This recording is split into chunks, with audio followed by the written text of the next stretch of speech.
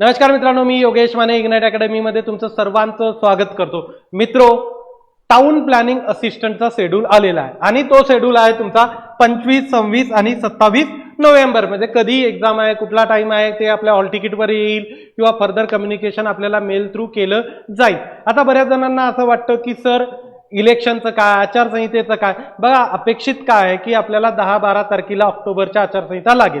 म्हणजे हरियाणाचे रिझल्ट लागले की 2-3 दिवसामध्ये आचारसंहिता लागेल अशी आपण अपेक्षा ठेवू आणि त्यानुसार मग तोपर्यंत आपले महाराष्ट्रातले इलेक्शन्स पण पूर्ण झालेले असण्याचे पुरेपूर चान्सेस आहेत. त्या इलेक्शन नंतरच तुमची एक्झाम येईल. म्हणजे 25, 26 आणि 27 नोव्हेंबरच्या अगोदर मोस्टली तर इलेक्शन झालेलेच असतील. हां, काही अननेसेसरी गोष्टी झाल्या, काही वाटलं वेगळं काही झालं तरच त्याच्यामध्ये बदल होण्याचे चान्सेस राहतात. पण आता तुमच्या इलेक्शनच्या शेड्यूलमध्ये म्हणाल, तुमच्या एक्झामचा शेड्यूल तर आता आलेला आहे. हा शेड्यूल तुम्हाला पुढे ठेवून आता तुम्हाला तुमच्या प्रिपरेशनला व्यवस्थितपणे प्लॅन करायचा आहे. कारण आज आहे 1 ऑक्टोबर. 1 ऑक्टोबर म्हटलं तुमची एक्झाम कधीपासून चालू होते?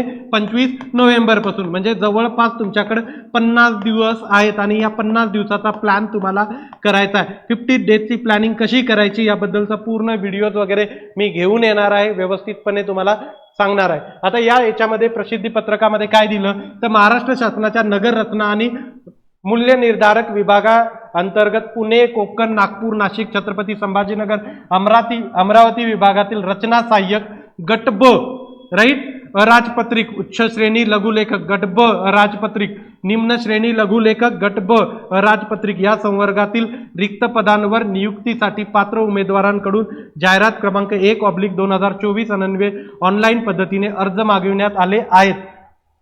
पदांसाठी स्पर्धा परीक्षेचा दिनांक पुढील प्रमाणे राहतील. परीक्षेबाबत अधिक तपशील उमेदवारांच्या नोंदणीकृत ईमेल व मोबाईल क्रमांकावर वेळोवेळी पाठवण्यात येईल. हे तुम्हाला प्रसिद्धी पत्रक देण्यात आलेलं आहे. क्लिअर?